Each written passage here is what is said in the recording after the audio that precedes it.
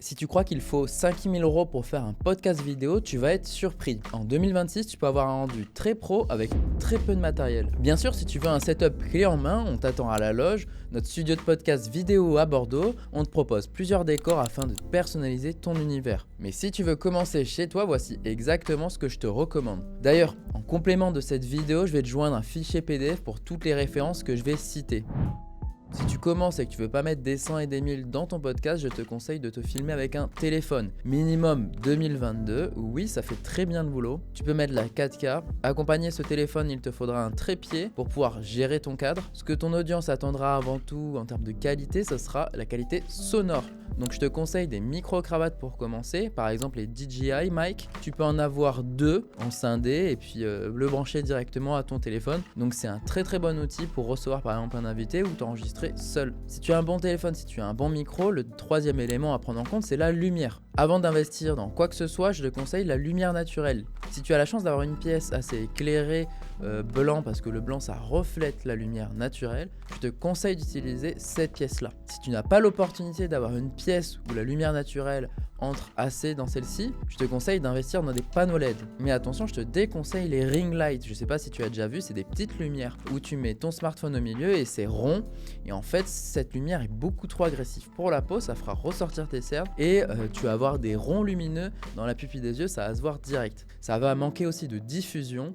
Donc c'est pour ça, si tu prends un panneau LED, n'oublie pas de mettre un panneau de diffusion par-dessus. Je te conseille les Falcon Eye en panneau LED, il y a déjà un diffuseur dessus, c'est pas très agressif, ça diffuse bien la lumière et en plus de ça, c'est très facile de rangement, ça prend pas beaucoup de place dans une petite pièce. Comme tu l'auras compris, la lumière douce, c'est ce qu'on préfère. Ça t'évite d'avoir un visage trop marqué, de faire apparaître tout ce qui est cerne et surtout toutes les impuretés sur la peau. En plus de ça, ça va permettre aussi d'éviter les grosses taches d'ombre sur le fond. Et justement par rapport à l'ombre, pour un peu plus de confort et pour éviter cette ombre portée qu'on peut avoir, je te conseille d'utiliser 2 panneaux LED situés un à gauche, un à droite de toi pour avoir une diffusion beaucoup plus équilibrée et éviter les points d'ombre derrière. Si tu ne veux pas acheter 2 panneaux LED, il y a une deuxième méthode que je peux t'expliquer. C'est tout simplement, tu vas incliner ton panneau LED vers le plafond qui est normalement blanc et ça va diffuser dans l'entièreté de ta pièce. Ce plafond va faire effet de diffuseur et on va avoir moins d'ombre marquée. Si tu es intermédiaire et que tu souhaites commencer à te professionnaliser, je te conseille 3 boîtiers. Le premier que je connais bien et que je vais pouvoir décrire, c'est le Sony ZV-E10. C'est le Sony ZV-E10 qui est une gamme assez polyvalente, parfait pour faire du podcast, aussi pratique pour retourner l'écran et avoir un retour écran pour se voir. En plus de ça, tu vas pouvoir l'utiliser dans différentes conditions, par exemple si tu veux faire du vlog ou sinon dans la rue. Il a une prise casque et une griffe si tu veux brancher ton micro dessus. Pour les autres références, il y a le Canon R50, le Panasonic G100. Je vais pas rentrer en détail, mais c'est les boîtiers les plus accessibles en termes de prix et par rapport à la technicité qui est demandée sur un podcast, qui sont les plus utiles. Attention quand tu achètes d'ailleurs ton premier trépied, ce que j'ai oublié de te dire, c'est qu'il faudra à tout prix que tu choisisses un trépied solide pour supporter à la fois une position de caméra en verticale ou en horizontale. En plus de ça, si à un moment donné tu décides d'augmenter ton setup et d'améliorer ton setup, faites attention, le prompteur qui peut être sur la caméra peut être lourd. Ce trépied se doit de maintenir ta caméra. Par rapport aux lumières, les lumières pour les débutants que j'ai conseillées sont de très bonnes lumières. Par contre, si tu veux passer un step au-dessus, je te conseille 2 softbox. Ce sont des sortes de parapluies avec 2 diffuseurs à l'intérieur. Si tu veux améliorer la lumière, dans ce que j'ai conseillé pour les débutants, c'est déjà très bien et ça fera largement le travail. Mais si tu veux augmenter d'un cap au-dessus, je te conseille des lumières. Tu peux choisir les Kelvin. Les Kelvin, ça permet de choisir une lumière chaude ou une lumière froide. Et si tu veux améliorer ta lumière, je te conseille de prendre des lumières RGB. Ça permet de définir ton univers comme derrière. Ou sinon de décrocher la personne qui est interviewée et de pouvoir faire du contour RGB par exemple. Cela rajoutera une ambiance beaucoup plus professionnelle et ça confortera ta direction artistique. Concernant l'amélioration du son, ça va valoir sur le niveau intermédiaire et le niveau avancé. Je te conseille les micros Shure. Un vrai micro de podcast. Sur le niveau débutant, je te conseille des micro-cravates, ça va être très très bien mais assez limité en termes de qualité sonore. Sur le niveau intermédiaire et sur le niveau avancé, je te conseillerais d'investir dans des vrais micro-podcasts. Souvent accompagnés d'un pied comme celui-ci et d'un câble XLR, ça va te permettre d'avoir une qualité sonore beaucoup plus professionnel. Dans le niveau intermédiaire, je te conseillerais d'utiliser un Mac avec un logiciel de son, en plus de ça, un câble Shure mais pas en XLR, plutôt en USB-C. Ça te permettra d'avoir un setup assez léger, nomade et aussi très professionnel. Pour les personnes qui souhaitent être à un niveau avancé ou professionnel, je vous conseille d'avoir ce même type de micro, mais au lieu d'avoir un USB type C, je vous conseille de prendre un câble XLR en entrée. Pourquoi? Il y aura une meilleure qualité du câble, du son aussi, moins d'interférences.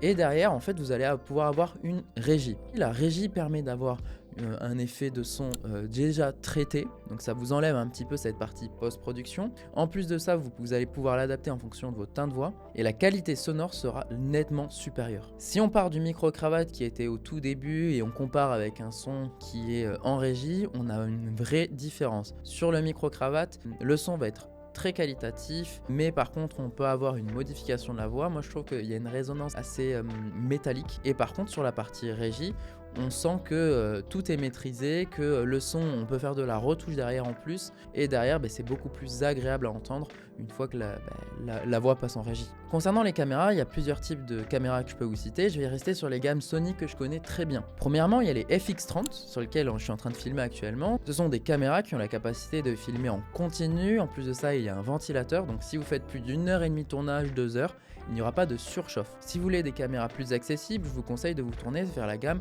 A6700 ou A6600. Enfin, si vous voulez des caméras beaucoup plus flexibles en termes d'utilisation, qui peuvent faire à la fois de la photo et de la vidéo, je vous conseille des Sony A7 IV.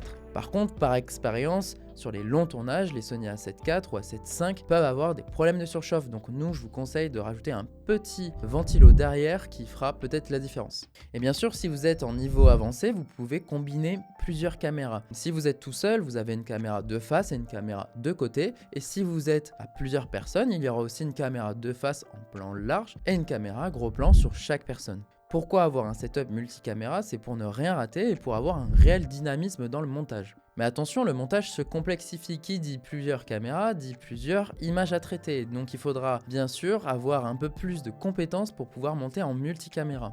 D'ailleurs, si vous êtes intéressé, n'hésitez pas à me le faire savoir en commentaire. Je pourrai rentrer plus en détail sur le montage multicaméra. Bien entendu, avec les boîtiers, il faudra différentes focales. Les focales, c'est les objectifs. Chaque focale a une utilité précise, pour le plan large et pour les plans serrés. Aujourd'hui, en fonction de la disposition de la pièce et du setup, vous allez avoir différentes focales. Je vous mets des références qui sont plus utilisées dans notre fichier PDF. Concernant la lumière, quand on passe sur une gamme professionnelle, en réalité, c'est que du confort. On peut rajouter une Airlight qui permet d'avoir une lumière qui vient taper derrière et encore plus décrocher le sujet du fond et vraiment mieux éclairer la partie RGB sur l'intégralité du fond. Mais ça, bien sûr, comme j'ai dit, c'est du confort et c'est aussi un choix artistique. Tout le matériel professionnel que je viens de citer et que tu n'as pas envie d'avoir une pièce spécialisée podcast et que tu n'as pas envie de te prendre la tête avec tout ça, nous on l'a à la loge et si tu as envie, tu peux réserver et choisir ton décor. Voilà, une fois que je t'ai parlé de tout le matériel en fonction de ton niveau, je te rappelle qu'il y a une fiche avec toutes les références et ce que nous on utilise. Et voilà, donc si tu as envie, n'hésite pas à cliquer en bas et puis télécharger la fiche PDF. J'ai envie de te dire qu'on le voit tous les jours, les meilleurs podcasts sont pas ceux avec les caméras les plus chères. Ce sont ceux avec un son propre et un setup simple et maîtrisé. Aujourd'hui, si tu devais prioriser ton environnement podcast, je te conseille de travailler sur, en premier point, comme je te disais, les gens écoutent avec les oreilles et plus tu as un meilleur son avec moins de parasites, mieux c'est. En deuxième point, l'image, c'est un vrai luxe de pouvoir écouter et voir le podcasteur. En troisième point, le setup, pouvoir décrocher ton sujet un peu du fond, pouvoir créer une ambiance lumineuse, être bien éclairé, c'est ce que les gens vont rechercher et vont se dire ça c'est encore un peu plus pro. Mais si tu veux, je rentrerai en détail sur la création d'un setup. Et en quatrième point, la direction artistique qui est très important. La direction artistique, si tu ne sais pas ce que c'est, ça va être défini dès le début. Sur le titre de ton podcast, donc le nom, sur la description, sur la charte graphique. Et la charte graphique, c'est un livret qui compose tous les éléments de ta marque. Peu importe si tu es une marque professionnelle ou amateur, les gens ont besoin de s'identifier, à la fois dans tout ce qui est son, à la fois tout ce qui est couleur utilisée, tout ce qui est jingle d'intro, jingle d'outro. Tout cet univers-là, il faudra que progressivement tu le crées. Une fois la charte finie, il faut aussi que tu puisses la transposer sur ton setup. Là aujourd'hui, si on fait simple et qu'on prend mon exemple, j'ai rajouté une couleur violette qui ressemble aux couleurs de la loge. Mais si j'avais voulu me professionnaliser encore plus, j'aurais ajouté un logo ici, où j'ai rajouté un petit son qui nous représente, ou sinon j'aurais directement mis un vrai logo derrière affiché. Bref, tout ce que je t'ai cité juste là, ne t'inquiète pas, tu vas y aller progressivement, ça sert à rien de maîtriser autant de choses. Tout départ, comme je te dis, c'est ceux qui ne font pas, qui n'avanceront pas.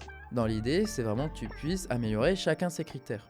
Et si t'as pas envie de t'embêter sur la partie technique et décor, aujourd'hui il existe plein de studios de podcast. Ça se démocratise et en vrai je trouve ça assez accessible. Voilà, on vient de clôturer cette vidéo, j'espère que t'as appris des choses. N'hésite pas à t'appuyer sur cette fiche PDF et à t'abonner pour avoir la suite des vidéos. En tout cas merci, on passe sur une prochaine vidéo, comment préparer ces épisodes comme un pro.